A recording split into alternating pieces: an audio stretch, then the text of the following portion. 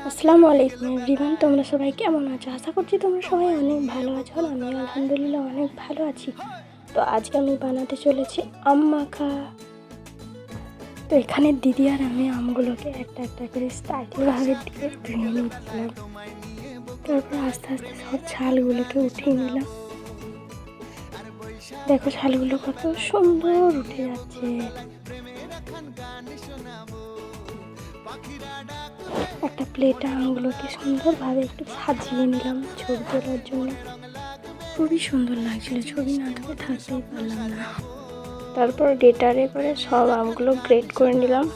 কবে থেকেই ভাবছিলাম আম মাখা করবো, আর এইরকমভাবে একবার মাখালেই মন ভরে যাবে। গ্রামের এই পুরোনো স্বাদ একেবারে মন ছুঁয়ে যায়। গ্রামের এর থেকে বেস্ট কিছু আর হতেই পারে না। তো তোমরা একবার ট্রাই করে দেখবে কত সুন্দর। তারপর সব আমগুলো গ্রেট করা হয়ে গেল। এবার দিব এটাতে মশলা। চলো প্রথমে একটু বিট নুন 1 চামচ দিয়ে দিলাম।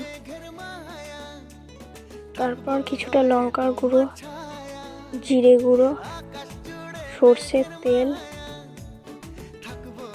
চিনি, সব রকম মশলা দিয়ে এটাকে সুন্দরভাবে মিক্স করা হয়ে গেল। তো ফাইনাল লুক দেখে নাও। আজকের ভিডিওটা এতদূর, দেখা হচ্ছে নেক্সট ভিডিওতে। ততক্ষণ অবধি টাটা, বাই বাই, আল্লাহ হাফেজ। আর আমার চ্যানেলটা একটু সাবস্ক্রাইব করে দিও।